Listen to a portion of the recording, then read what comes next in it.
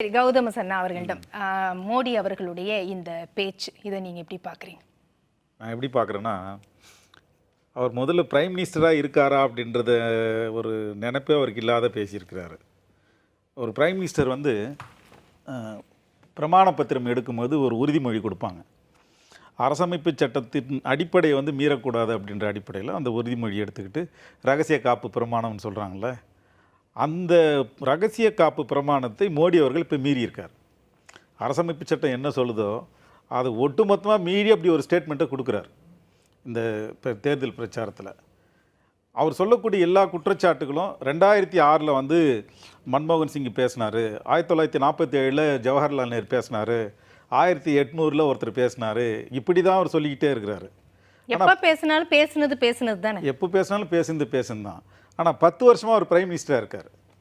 10 வருஷமாக பிரைம் மினிஸ்டராக இருந்துட்டு, நான் ஒரு பிரதமராக இருந்துட்டு 2006 வந்து மன்மோகன் சிங் பேசிட்டார் அப்படின்ற ஒரு வாதத்தை வச்சுருக்குன்னா 10 வருஷமாக நீங்கள் என்ன பண்ணியிருக்கிறீங்க? இதில் இந்த 10 வருஷமாக அதை பற்றி பேசவே இல்லை. பதவியேற்ற நாள் என்ன செஞ்சுருக்கணும்?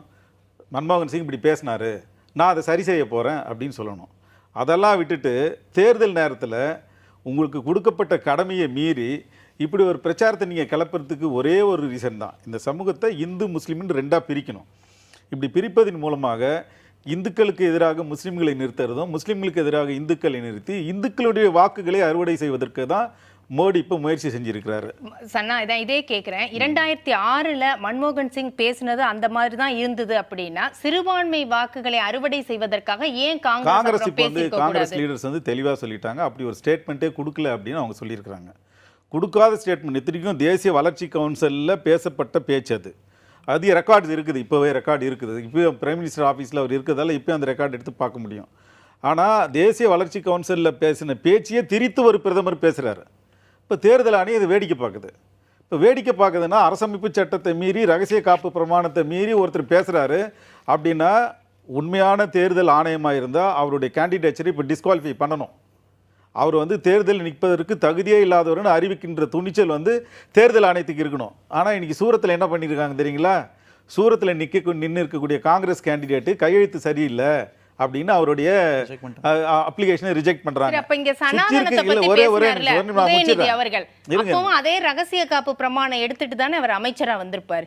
அப்ப இதுக்கு நீதிமன்றம் கூட கண்டனம் தெரிவிச்சது. அமைச்சரா இருக்கவர் இப்படி பேசலாமா? நான் பாயிண்ட முடிச்சறேன். சனாதனத்துக்கு போனீங்கன்னா அது பெரிய சப்ஜெக்ட். இந்த விஷயத்தை சொல்றேன். சூரத்தில் காங்கிரஸோடைய அப்ளிகேஷன் டிஸ்குவாலிஃபை பண்ணியாச்சு.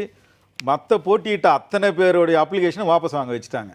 வச்சுட்டு பிஜேபி எம்பி கேண்டிடேட்டு ஜெயிச்சிட்டாருன்னு டிக்ளேர் பண்ணியிருக்கிறாங்க. எலெக்ஷனே நடக்கலை. அன்அப்போஸ்ட் வந்து டிக்ளேர் பண்ணக்கூடிய ஒரு சூழல் வந்து இன்றைக்கு ஒரு எதேச்சதிகார சூழலுக்கு துணை போகின்ற வேலையை தான் இன்றைக்கி தேர்தல் கமிஷன் செஞ்சுட்டு இருக்குது. அப்போ மோடிக்கு வந்து தொடர்ந்து வந்து ஒரு தோல்வி பயம் அதிகமாகிக்கிட்டே இருக்குது. எல்லா விதமான மால் ப்ராக்டிஸ்க்கும் அவர் இப்போ தயாராகிட்டார். மக்களை பிளவுபடுத்துகிற வேலையை செய்கிறாரு, தொடர்ந்து மேடைகளில் பொய்யை பேசிக்கிட்டே இருக்கிறாரு. 10 ஆண்டு காலம் அவர் செய்த சாதனையை எந்த மேடையிலையும் சொல்லி ஓட்டு கேட்க மாட்டுறாரு. ஏன் அதை செய்ய மாட்டுறாரு? 10 ஆண்டு காலம் நான் இவ்வளோ பெரிய சாதனையை செஞ்சுருக்கிறேன், டிமானிட்டைசேஷன் பண்ணி இவ்வளோ வந்து லட்சக்கணக்கான கோடி கருப்பு பணத்தை நாட்டுக்கு மீட்டு கொடுத்துருக்குறேன், சுவிட்சர்லாந்தில் வந்து லட்சக்கணக்கான கோடி அங்கே இருந்தது, அதை எல்லாத்துக்கும் மக்களுக்கு கொண்டு வந்து 15 லட்சம் ரூபாய் எல்லாருடைய அக்கௌண்ட்டில் போட்டேன் அப்படின்னு சொல்லணும்.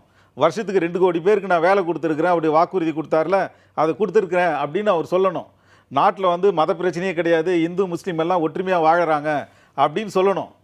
எந்த விதமான ஒரு சாதனையும் சொல்லாமல் ஒரு பொருளாதாரத்தில் வந்து இவ்வளோ பெரிய உச்சத்துக்கு நாங்கள் போயிட்டோம் அப்படின்ற ஒரு விஷயத்தையாவது சொல்லணும். வறுமையில் வந்து இன்றைக்கி வந்து 136வது இடத்துக்கு நாம் போயிருக்கிறோமே, அது மிகப்பெரிய சாதனையாச்சே, அதை சொல்லணும்ல. எந்த விதமான சாதனையும் அவர் பேச மாட்டாராம். ஆனால் என்றைக்கோ ஒருத்தர் யாரோ எப்படின்னா பேசினாங்க அப்படின்ற ஒரு விஷயத்தை வச்சுக்கிட்டு தேர்தல் மேடையில் வந்து ஒரு பிரதமராக பொறுப்பில் இருந்துக்கிட்டு, நீங்கள் எதிர்கட்சி தலைவராக கூட இருக்கலாம், அப்படி இருந்துக்கிட்டு நீங்கள் பேசுகிற பேச்சுக்கு ஒரு அர்த்தம் இருக்குது. சரி, ஜெயிக்கல அவங்க பேசலாம் அப்படின்ட்டு. ஆனால் ஸ்டில் நான் வந்து ஒரு ஆக்டிங் பிரைம் மினிஸ்டராக இருந்துக்கிட்டு அவருடைய தகுதிக்கு குறைவாக பேசி கொண்டு இருக்கிறார். அப்படி பார்க்கும்போது அது என்ன நடக்குதுன்னா ஒரு தோல்வி பயத்தில் வந்து மோடி வந்து மேடைகளில் உளர ஆரம்பிச்சிட்டாரோ அப்படின்றது தான் இருக்குது. ஒரு பிரதமருடைய பதவிக்கு வந்து இது அழகில்லைன்னு தான் நான் நினைக்கிறேன். அதில்